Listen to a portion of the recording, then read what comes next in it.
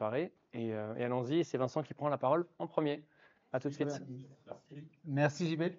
Donc moi, je me présente, Vincent Fache, je suis responsable du product management chez Denodo. Denodo, une société d'origine espagnole qui sommes maintenant incorporés aux États-Unis. On est presque plus de 1000 employés dans le monde, on a plus de 1000 clients et en fait, on fait de la virtualisation de données. Alors, est-ce que vous avez déjà entendu parler de virtualisation de données? Est-ce que c'est quelque chose de nouveau pour vous ou pas? Mais je vais vous parler de virtualisation de données et je vais vous expliquer en quoi c'est important, notamment pour pouvoir accéder à toutes vos données d'entreprise et vous expliquer un petit peu notre ADN et pourquoi aujourd'hui la virtualisation de données, c'est primordial dans les évolutions et changements qu'on est en train de vivre, notamment avec l'intelligence artificielle, la complexité des systèmes d'information et la transition vers le cloud et ce qu'on doit vivre. Et en fait, la vision de Denodo, si on résume un petit peu, on s'aperçoit que en termes de production de quantité de données, on en produit de plus en plus et ça ne va pas s'arrêter. Pourquoi? Parce qu'on a de plus en plus de réseaux sociaux, on a de plus en plus de systèmes d'information, on a besoin de collecter de plus en plus de données. Et surtout aussi, ce qu'on voit, c'est que même si les organisations, les entreprises essayent de rationaliser tout ça, de centraliser les données, d'avoir une approche de gouvernance de données centralisée, en fait, on n'arrête pas d'avoir de nouvelles sources, on n'arrête pas d'avoir de nouveaux besoins. Des études de IDC montrent qu'en général, une entreprise de taille moyenne ou un business de moins de 500 millions, autour de 500 millions d'euros de chiffre d'affaires, gère en moyenne autour de 400 sources de données. Et on parle de plus en plus de démocratisation de l'accès à la donnée, de facilité d'avoir des utilisateurs, de prendre des décisions sur la donnée.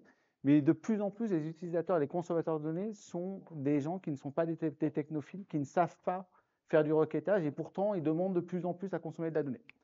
Et en fait, si on regarde un petit peu à quoi ressemble une architecture classique d'une entreprise de taille moyenne, on va avoir des sources de données. Le plus gros distributeur de data lake sur la planète, vous le connaissez peut-être. Il s'appelle comment? Google, non? Non, pas du tout. Excel et Microsoft. Le plus d'informations qu'on a, c'est dans Excel, c'est dans Microsoft. On va y retrouver dans les bases de données relationnelles. On va avoir des données qui viennent de RP, des données qui vont être dans des cubes, qui vont être dans des data lakes on-premise, des data lakes dans le cloud. On va avoir besoin de traiter des données en massif parallel processing, avec du Presto, des données en streaming, des données dans le cloud avec des cloud data warehouse comme Snowflake, et puis des données qui viennent d'applications SaaS. Et tout ça, généralement, on a besoin de le gérer et on le gère sur des infrastructures on-premise, dans des machines virtuelles, dans des conteneurs, ou dans le cloud, dans plusieurs clouds. Et je voulais pas vous agresser en disant Google, je suis désolé. Mais en fait, Excel, c'est le premier vendeur de plein de solutions qui ne devrait pas être la solution utilisée par Excel. Et en fait, ce qu'on voit, c'est que généralement, tout ça, c'est en fait le cauchemar des directeurs de systèmes d'information. On a du legacy, on a besoin de maintenir tout ça. Et en face de ça, on a des métiers qui, eux, se posent des questions et qui ont besoin de faire de la mise en qualité, de faire de la qualité de données. Donc, on va chercher à se connecter. Donc, généralement, on a toujours un connecteur. Grafana a plein de connecteurs. Il y a toujours quelqu'un qui a un connecteur.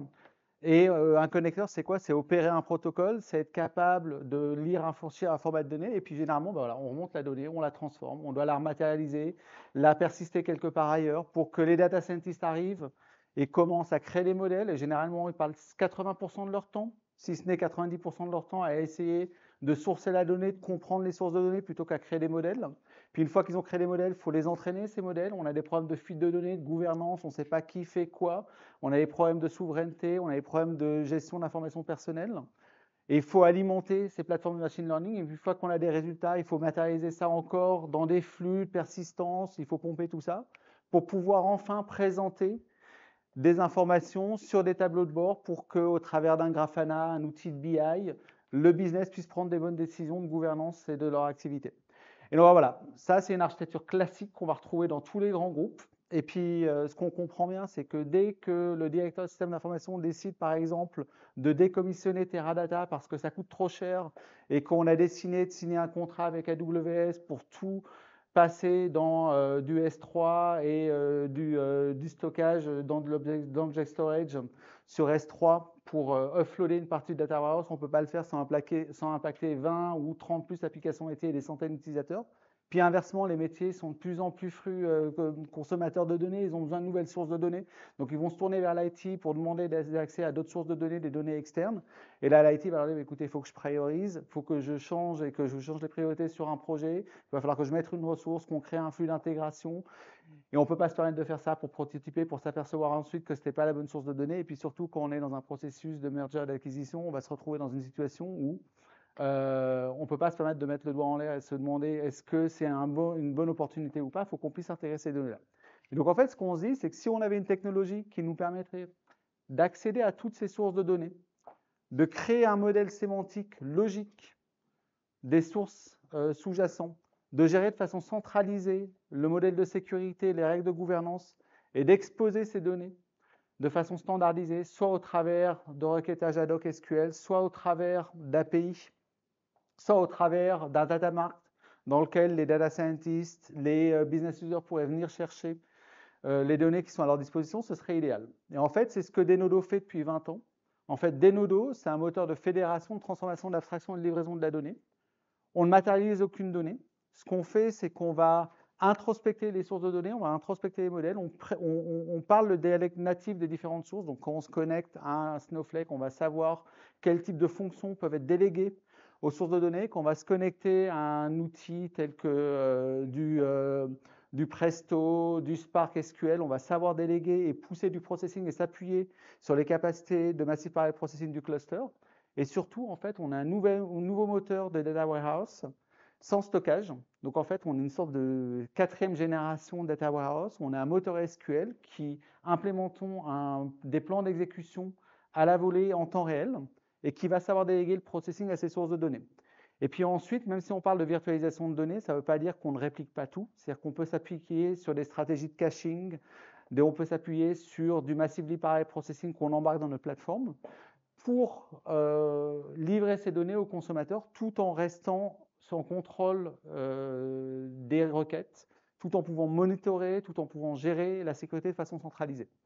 Et donc en fait, la recette de Denodo, qu'est-ce que c'est? C'est qu'on reconnaît qu'on évolue dans un écosystème qui est distribué, être data-centric, ça ne veut pas dire centraliser toutes les données dans un seul et même système, donc c'est reconnaître que si les sources de données sont distribuées, avoir une approche qui est logique, avec un couplage souple, être capable de changer assez rapidement le couplage entre les sources et les consommateurs et d'adopter l'intelligence artificielle à tous les niveaux, que ce soit sur l'optimisation des traitements et des requêtes dans les sources de données, que ce soit sur la gouvernance, la gestion des règles de sécurité ou même les recommandations et les modes d'usage et de consommation de la donnée. Donc c'est ce qu'on fait chez Denodo. Et en fait, notre architecture, elle est assez simple. Sur une architecture 3 tiers, on va avoir une myriade de connecteurs qui va nous permettre de se connecter à n'importe quelle source de données. Le cœur de Denodo, le modèle sémantique, va être le moteur d'optimisation, d'orchestration des requêtes. Donc, en fait, quelque part, on est un peu le chef d'orchestre qui va savoir tirer parti de son virtuose pour obtenir le maximum de performance. Si on a un instrumentiste qui est un peu moins performant, Excel par exemple, qui n'a pas de capacité de compute, bon, on va ramener du compute dans d'autres sources de données pour pouvoir livrer ces données de façon standardisée, donc soit au travers de requêtage SQL avec des connecteurs JDBC ou DBC, des connecteurs natifs dans certains outils de BI, bientôt dans Grafana, des connecteurs tels que des connecteurs REST, des connecteurs SOAP, on a aussi une interface GeoJSON, géospatiale et un data catalogue.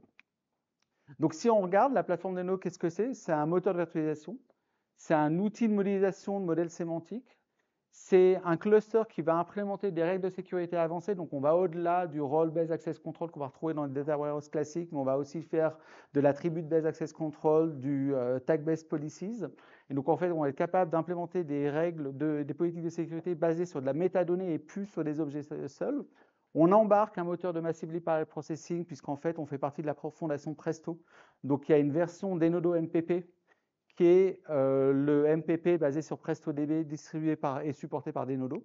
Et ensuite, on met à disposition des outils. Donc, pour les développeurs, on a un Design Studio qui est une sorte de SQL développeur. Et dans un SQL développeur, qu'est-ce que vous faites? Vous allez créer des bases de données, mais virtuelles. Donc, on ne va pas créer de stockage, on ne va pas créer de table, on va créer un modèle virtuel. Notre plateforme, forcément, c'est une plateforme d'entreprise. Donc, on a un Solution Manager qui va vous permettre de gérer vos différents clusters de serveurs de base de données virtuels. On va pouvoir le déployer automatiquement dans AWS, dans Azure, ces conteneurs ESIAD. Donc, en termes de déploiement, on sait à peu près tout faire. On a aussi un scheduler, puisque ce que je disais, c'est que la virtualisation de données ne doit pas s'opposer à la matérialisation de données. De temps en temps, on peut avoir un intérêt à précalculer, à mettre en place des pipelines, des flux de données pour accélérer notamment les requêtes. On a un outil de monitoring qui est fondamental pour nous, puisqu'en fait, quand on se positionne à la croisée des chemins entre les sources et les consommateurs, on a une très bonne opportunité pour apprendre des modes de consommation, pour apprendre des temps de réponse des différentes sources de données. Pour les business users, business analysts, on va mettre à disposition un catalogue de données qui est finalement un data mart des assets et des data products qui sont à disposition pour la consommation, des interfaces SQL de requêtage. Pour les data scientists, on préconise aussi l'utilisation du catalogue de données qui va vous permettre de donner un accès très rapide en SQL uniquement et sans que le data scientist ait besoin de créer des connecteurs, des wrappers en Python ou autre et pouvoir consommer directement ces données-là. On va distribuer un notebook Zeppelin, mais on peut aussi travailler aussi bien avec du Jupyter ou du MATLAB. Et puis, on a toute une couche d'API qui va vous permettre d'exposer les données.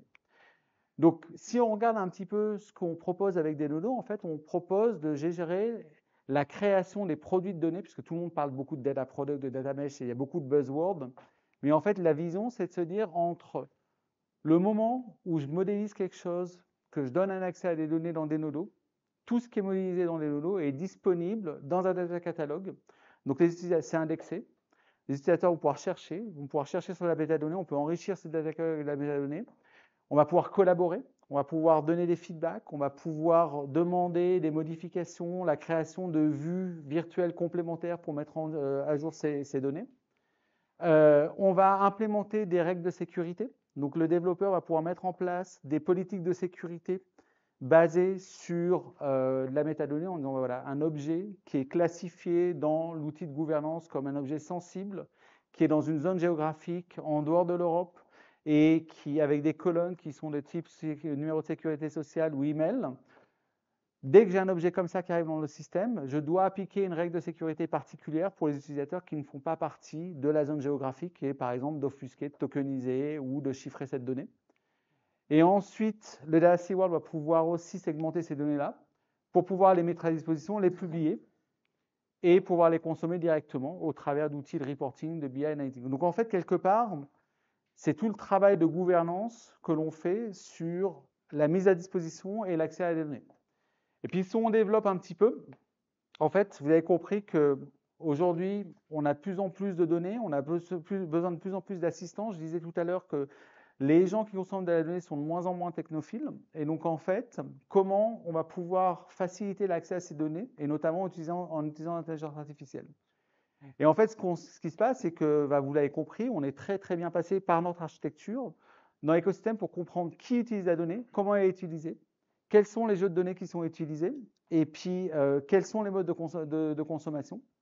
Et donc, ça va permettre à Denodo d'utiliser ces informations-là pour pouvoir faire des recommandations, notamment dans la gouvernance de données, pour pouvoir, en termes de productivité, aider sur la base d'une définition de modèle de données à mettre à disposition des tags, à créer des descriptions d'un modèle de données. J'ai une table qui s'appelle underscore customer quelque chose.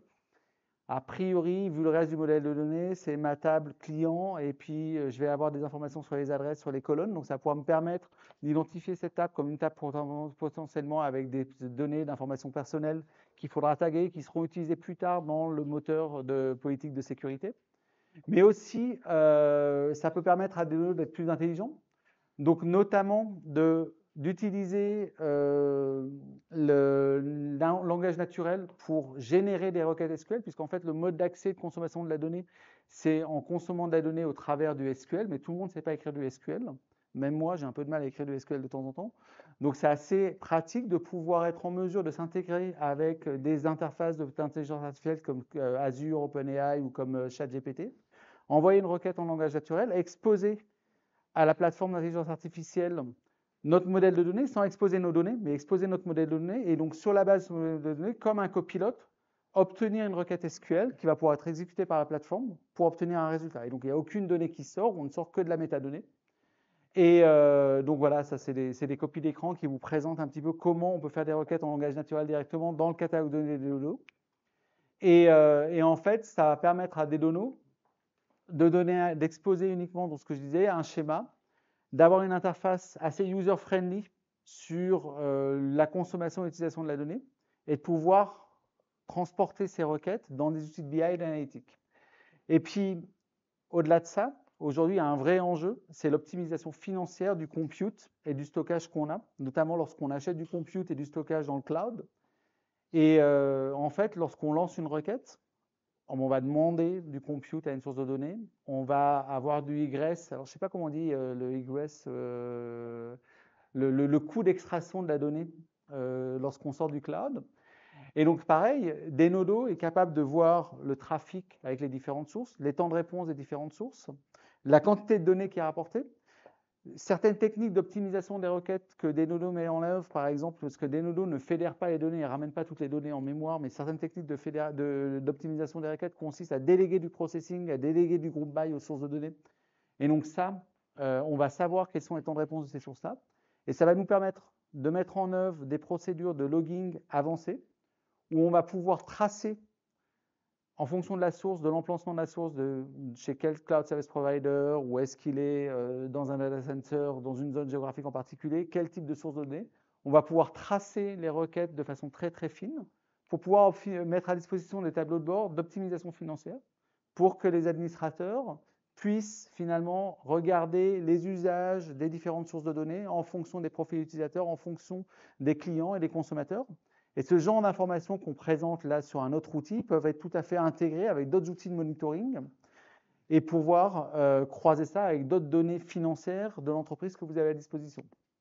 Enfin, ce que je disais, c'est que Denodo, c'est un petit peu un accès polyglotte à toutes les données. Et au-delà du modèle sémantique qu'on met à disposition, on va permettre aussi de se connecter à une myriade de sources de données. Donc, on est notamment un SQL enabler de n'importe quel type de source de données, puisqu'on va se connecter nativement à du Salesforce, on va se connecter nativement, par exemple, à du Presto ou du Athena ou à des données qui sont dans des fichiers Parquet ou Iceberg dans de l'object storage. Donc, quelque part, on démocratise l'accès aux technologies Big Data, même pour les utilisateurs métiers.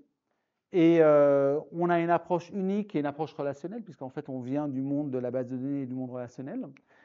Et on va pouvoir exposer ces données-là à des outils de consommation sous forme d'API, sous forme d'interface géospatiale. Donc, par exemple, on peut consommer de la donnée GeoJSON, des API géospatiales, et puis on peut créer des vecteurs, des formes vectorielles enrichies auxquelles on va pouvoir ajouter des attributs et livrer ces données-là à des outils de visualisation et de consommation. Et donc, si on regarde un petit peu, Denodo, c'est un petit peu la seule source de données pour toutes vos données. Et en fait, c'est vraiment le traducteur, l'interprète qui va vous donner accès à toutes vos sources de données. Et donc, par exemple, dans un exemple de pattern où aujourd'hui, par exemple, on pourrait avoir une base de données Postgre, des données qui sont dans de l'object storage avec l'historique de données qui viennent d'un capteur d'objets connectés, plus des bases géospatiales, on va pouvoir utiliser Denodo pour lire, mais aussi pour écrire dans ces sources de données au travers des interfaces API et publier ça sur des tableaux de bord dynamiques qui sont monitorés par Grafana en temps réel. Pareil, Denodo, ce n'est pas que du SQL et que une approche en pool, mais on peut faire du push, puisque Denodo est capable d'écouter, par exemple, des topics Kafka ou des queues JMS.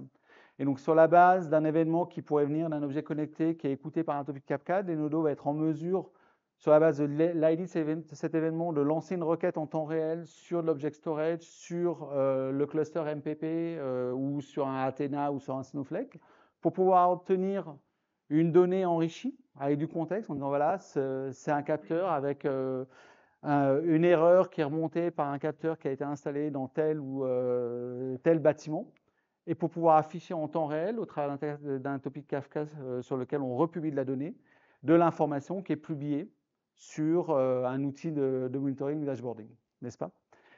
Donc en fait, si on regarde, et le takeaway, ce que je voulais dire, c'est que Denodo, on est un leader global de la data gouvernance et du data management. On a plus de 1000 clients dans le monde, essentiellement des grands comptes. On a plus de 45% de notre business qui est en Europe. Notre ADN est essentiellement européenne, puisque en fait, notre R&D est principalement en Espagne, plus en Californie, à Palo Alto et en Inde. On est identifié comme leader par les différents analystes, que ce soit le Gartner, le Forrester. Et si vous voulez en savoir plus, ben, je vous invite à aller sur un test drive. Donc, vous avez des tutoriels sur AWS, Azure ou GCP en fonction des différents tutoriels. On a un tutoriel sur les objets connectés, sur machine learning ou sur la BI analytique. Et on a aussi une version gratuite et open source qui s'appelle Denodo Express et un programme académique qui est à disposition si vous êtes intéressé pour en savoir plus. Donc voilà, je vous invite, on partagera cette présentation et je vous invite à aller voir et à regarder ce qu'on peut faire. Moi, ça fait 27 ans que je suis dans l'édition de logiciels, plus de 6 ans et demi que je suis chez Denodo et je suis un peu trop enthousiaste, mais en fait, c'est la première fois que j'ai un produit qui fait ce que ça dit sur la boîte. Et ce qui est assez impressionnant. Alors, je dis pas qu'il n'y a pas de bug, que c'est pas parfait, mais et j'y travaille à l'améliorer. Mais en tout cas, c'est incroyable ce que ça peut vous apporter pour vous faciliter la vie, pour finalement vous concentrer sur la valeur ajoutée qui est la data observabilité, qui est le monitoring, qui est le dashboarding que vous avez besoin de présenter. Et en fait, le gros du travail se fait souvent en bas de l'iceberg. Ce qu'on voit, c'est le haut de l'iceberg. Ben, nous, on a tendance à réduire la base de l'iceberg. Voilà. Je vous remercie.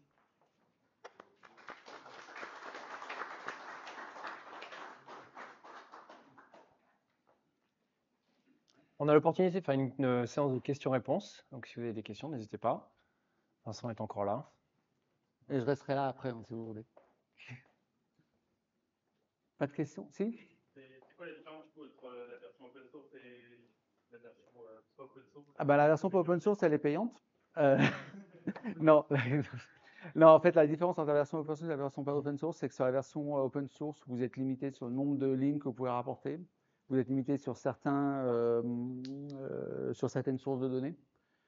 En fait, dans la plateforme, on a un SDK, donc vous n'avez pas accès au SDK. La version open source, elle est très bien pour apprendre, pour commencer. En termes de binaire et de code, c'est exactement le même que la version non open source. Il n'y a que la licence qui va vous activer. Donc, vous pouvez commencer avec une version open source et passer sur une version payante. Et vous n'avez pas besoin de réinstaller. Ensuite, si vous commencez avec la version open source, c'est aussi un modèle intermédiaire qui est de passer sur les marketplaces. Donc, on a sur la marketplace de Azure, AWS ou GCP, vous allez retrouver des nœuds. On est même chez Alibaba, si vous voulez aller chez Alibaba. Et on a une offre de managed services qui arrive. Donc, ça peut être aussi un autre modèle. Mais après, on a beaucoup de modèles différents. Mais essentiellement, oui, la version open source, vous êtes limité sur le nombre de lignes que vous allez pouvoir ramener. Et sur certains types de connecteurs, vous n'aurez pas toute la partie intelligence artificielle, toute la partie assistance. Il y a certaines techniques d'optimisation des requêtes qui ne seront pas implémentées avec la partie open source. Voilà.